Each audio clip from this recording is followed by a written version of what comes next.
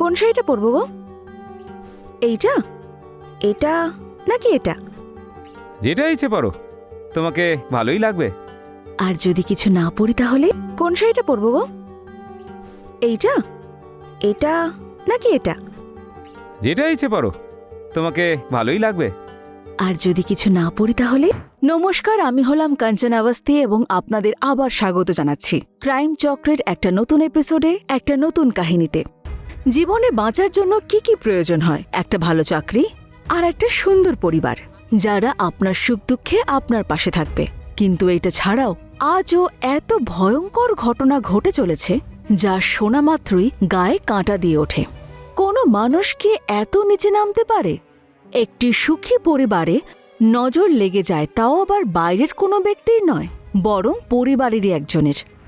ওকে ভালো করে জিজ্ঞাসাবাদ করো, কিছু না কিছু তো ঠিক পাওয়া যাবেই। হ্যাঁ sir. Inspector sir, sir sir please আমার বুকে খুঁজে দিন স্যার, আমি ওকে ছাড়া বাঁচবো না স্যার, প্লিজ স্যার। দেখুন, নিজেকে সামলান, পুলিশ আপনাদের সাহায্যের জন্যই আছে। বলুন কি হয়েছে? কালকে রাতের কথা স্যার।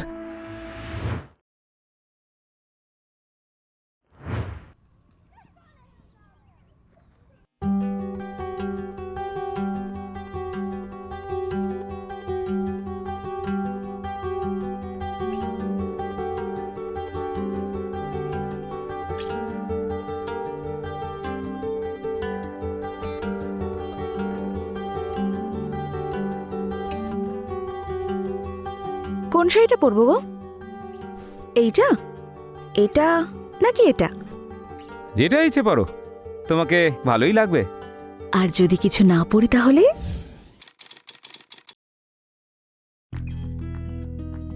হায়, কি বললে তুমি? তাহলে তো কথাই নেই। আমরা একটা কাজ করি, বাইরে যাওয়া ক্যান্সেল করে দিই, বাড়িতেই অর্ডার আনিয়ে নি। না না, সারাদিন তুমি অফিসেই বিজি থাকো আর বাড়ি আসার পরেই এই ল্যাপটপ নিয়ে পড়ে থাকো। আজ নো কাজ, পুরো টাইম আমার সঙ্গে স্পেন্ড করবে। ঠিক আছে বাবা, আজ থেকে আর কোনো কাজ নয়, শুধু তোমার সঙ্গে সময় কাটাবো। তুমি কিন্তু রাগ করো না, এবার ভালো করে হাসো দেখি। হায়, কি মিষ্টি লাগছে। এবার যাও, তাড়াতাড়ি রেডি হয়ে নাও। হ্যাঁ, 5 মিনিট আসছি। হুম।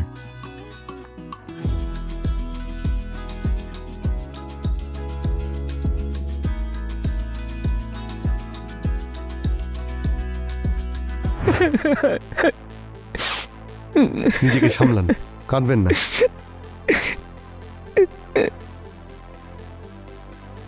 নিন, জল খান। না স্যার, আমি কিচ্ছু চাই না, আমি শুধু আমার রাধিকাকে ফিরে পেতে চাই, প্লিজ স্যার। আচ্ছা, তাহলে তারপরে কি হলো?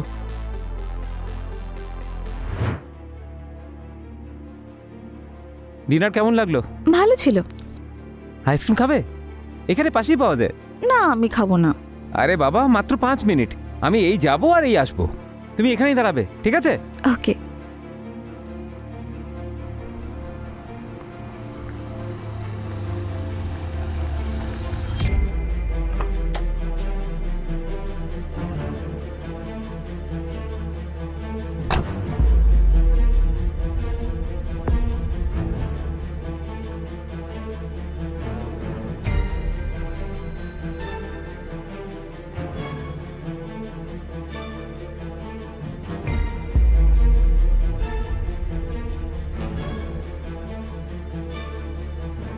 আইটেম যাই নাকি? চল না, বল না কত টাকা নেবে? দেখো, আমি কিন্তু ওই রকমই একদমই নই, আমার হাজবেন্ডকে ডাকবো এক্ষুনি। আরে সব মেয়েরাই বলে যে আমি ওরকম মেয়ে নই। বল তোর কত টাকা চাই? আরে যাও এখান থেকে তোমরা। এই চল চল আরে চল। বলছি। ছাড়ো আমাকে, এই ছাড়ো। ছাড় ওকে। হ্যাঁ, আরে তুই কে? যা এখান থেকে। সালা, ও আমার বউ। আরে তোর বউ তো কি হয়েছে? চল এখান থেকে, এখন আমার পছন্দ হয়ে গেছে। যা এখান থেকে, যা এখান থেকে, যা।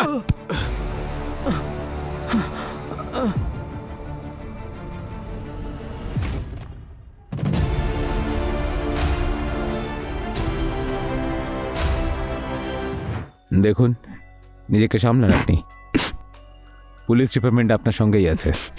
আমরা আপনার স্ত্রীকে খুব তাড়াতাড়ি খুঁজে বের করব আর ওই দোষীদের কঠিন থেকে কঠিনতম শাস্তি দেব। আপনি বাড়ি যান।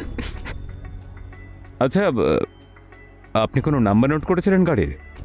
স্যার, আমার মাথায় চোট লেগেছিল আর তারপরে অজ্ঞান হয়ে গেছিলাম আর সোজা এখানে চলে এসেছি। কিছু মনে পড়ছে না আমার। রাজদীপ, স্যার ওনার স্টেটমেন্ট লিখে নাও আর তাড়াতাড়ি ক্রস চেক করো। ঠিক আছে স্যার, আসুন।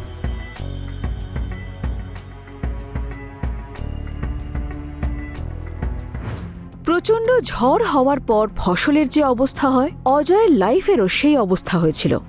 এই অপরাধে ভরা দুনিয়ায় সাধারণ মানুষের সঙ্গে কখন কি হয়ে যায় বলা মুশকিল। দেশে আইন ব্যবস্থা থাকা সত্ত্বেও কিছু অপরাধীদের উপর এর কোনো প্রভাব পড়ে না।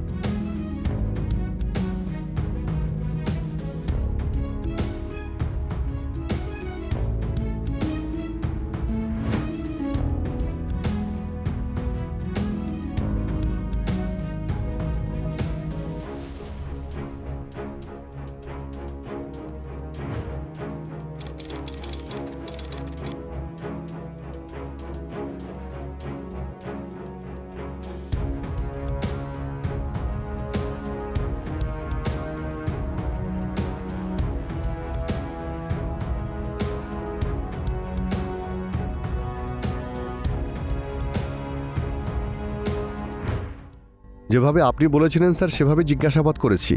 অজয় আর রাধিকা ওরা রেস্টুরেন্টে খেতে তো গিয়েছিল, আর অজয় ওখান থেকে বারবার পার্সেলও নিয়ে আসতো। স্যার আমার মনে হয় কেসটা একেবারে ওপেন। এটা কোনো লোকাল কারোরই কাজ। না, এই কাজ কোনো লোকাল লোক করেনি, কেউ বাইরের করেছে। তোমরা কি সিসিটিভির ফুটেজ চেক করেছো? স্যার রেস্টুরেন্টে তো সিসিটিভি আছে, কিন্তু যেখান থেকে রাধিকা অপহরণ হয় সেখানকার আশেপাশে কোনো সিসিটিভি নেই। আমি অনেককে জিজ্ঞাসাবাদও করেছি, কিন্তু কোনো প্রমাণই নেই স্যার। যত দিন যাচ্ছে কেসটা প্যাচালো হয়ে যাচ্ছে। ওই রেস্টুরেন্টের নাম কি বলেছিলে তুমি?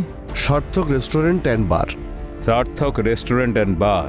একটা কাজ করো, অজয়ের অফিসে যাও আর ওর কলিগদের জিজ্ঞাসাবাদ করো ফার্স্ট। স্যার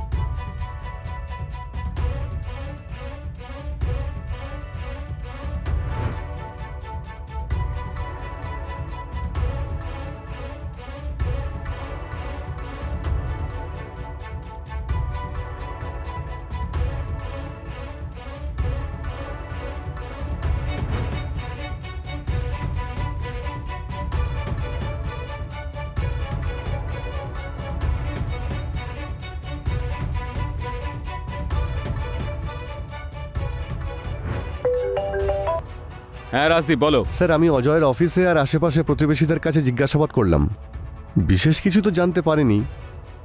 কিন্তু স্যার এ রাধিকা ওর দ্বিতীয় বউ। তাই নাকি? তাহলে প্রথম বউ কোথায়? স্যার ও তো মিরা রোডে থাকে, আমি আপনাকে ডিটেলস পাঠিয়েছি। এটা কাজ করো, আশেপাশে জিজ্ঞাসা করো, হয়তো কিছু জানা যাবে। Okay sir.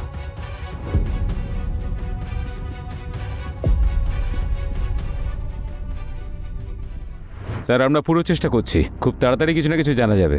ওকে স্যার, জয় হিন্দ স্যার। স্যার আমরা আশেপাশে জিজ্ঞাসাবাদ করলাম, প্রতিবেশীরা ওদের কথা বলল যে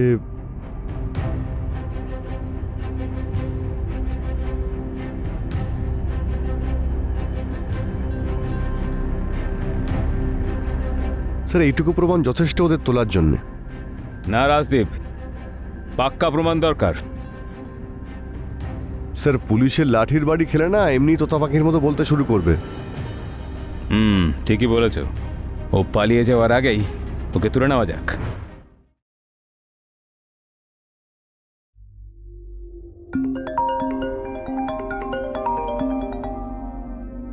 হ্যালো অজয়বাবু, রাধিকার খবর পাওয়া গেছে, আপনি পুলিশ স্টেশনে চলে আসুন। কি খবর পাওয়া গেছে? কি করে? আপনি আগে তো আসুন, সব বলছি।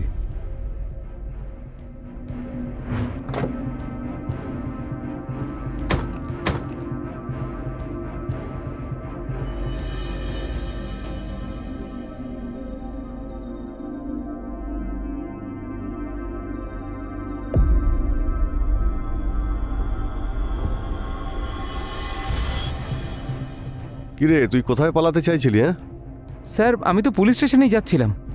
চল দুজনে একসঙ্গেই যাই। আচ্ছা।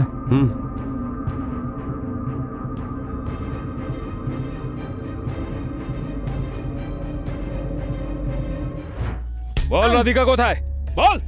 স্যার আমি জানি না রাধিকা কোথায়। আরে শিয়ানা, হ্যাঁ? পুলিশকে কি মনে করিস? হ্যাঁ সত্যি করে বল, রাধিকা কোথায় বল। স্যার আপনারা কি বলছেন আমি কিচ্ছু বুঝতে পারছি না স্যার। সব বুঝতে পারবি তুই। ম্যাডাম অঞ্জলিকে নিয়ে আসুন।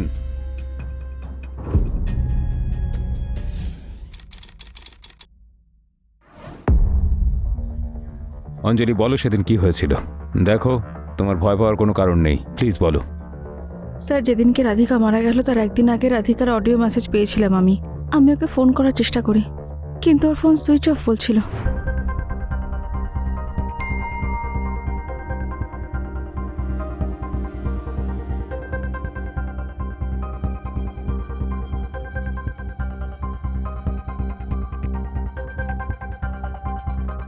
The number you're trying to call is currently not reachable.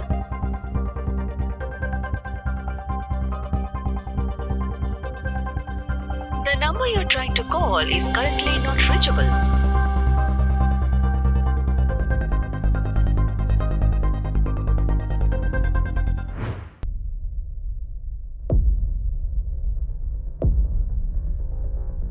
Sir বাড়ি গিয়ে জানতে পারলাম যে ও বাড়িতে নেই। পরের দিন যখন গেলাম তখন অজয় বলল মাসির কাছে গ্রামে গেছে ও, আর ফিরে আসার পরে কথা বলাবে। স্যার এই যে অডিওটা।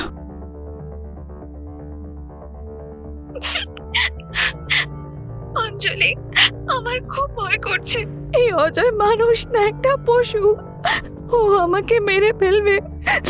যদি আমার কিছু হয়ে যায় তাহলে আমার মা বাবাকে এই অডিও শুনিয়ে দিও, ও আমার সঙ্গে সবকিছু করতে পারে।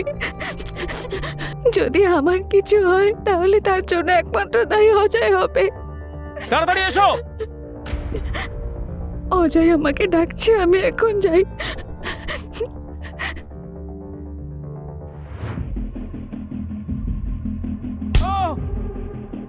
এবার সত্যি করে বল, রাধিকা কোথায় বল।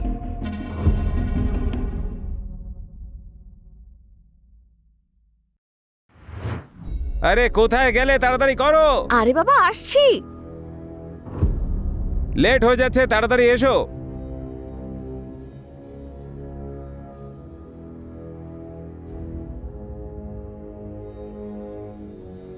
যাওয়া যাক।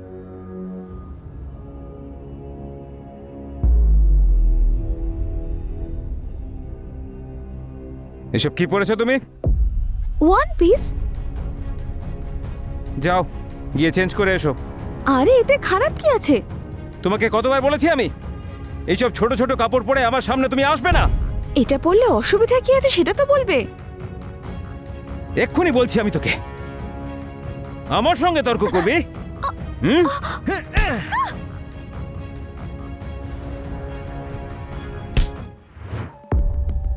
তোর ওই কুমিরের মতো কান্না দেখেই আমার তোর ওপরে সন্দেহ হয়েছিল। আর যখন তোর প্রথম বউয়ের সঙ্গে দেখা করলাম তখন তোর পাগলামির ব্যাপারে জানলাম আর তোর উপরে নজর রাখতে শুরু করলাম।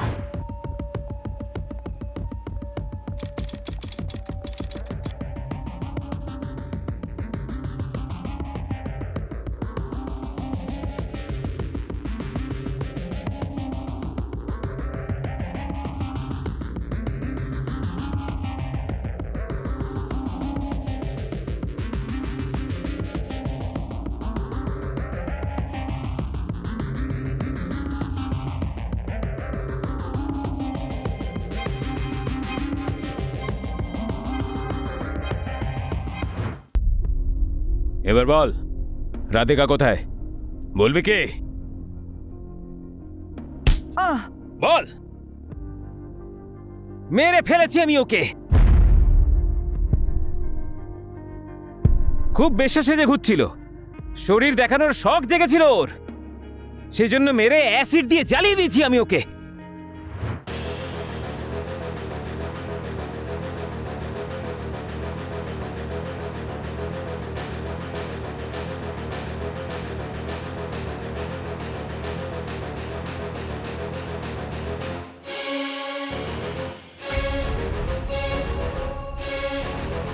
আর এবার তো একেও ছাড়বো না আমি, একেও মেরে ফেলবো।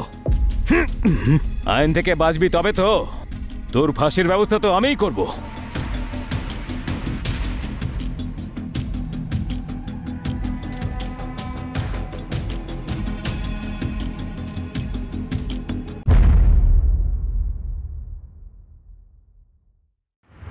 কথায় বলে যে মানুষের চরিত্র কখন বদলে যায় বোঝাই যায় না। অজয়ের মতো ভক্ষকেরা এই সমাজে চারিদিকে ঘুরছে। এরা আপনার আমার মতো সাধারণই হয়। বহুবার এরকম দুমুখ মানুষেরা সমাজকে এমনভাবে ঠকায় যে আমরা সবাই সেটাকেই বিশ্বাস করি। এদের থেকে আমাদের সাবধান থাকতে হবে। আর যদি আপনার এতটুকু সন্দেহ হয় তাহলে শীঘ্র সুরক্ষিত স্থানে গিয়ে নিজেকে এরকম পশুদের হাত থেকে বাঁচাতে হবে। আমি হলাম কাঞ্চন আওয়াস্তি আর আজ বিদায় নিচ্ছি। আবার দেখা হবে ক্রাইম চক্রের একটা নতুন এপিসোডে নতুন কাহিনী নিয়ে। ততক্ষণ সুরক্ষিত থাকুন, সাবধান থাকুন। জয় হিন্দ।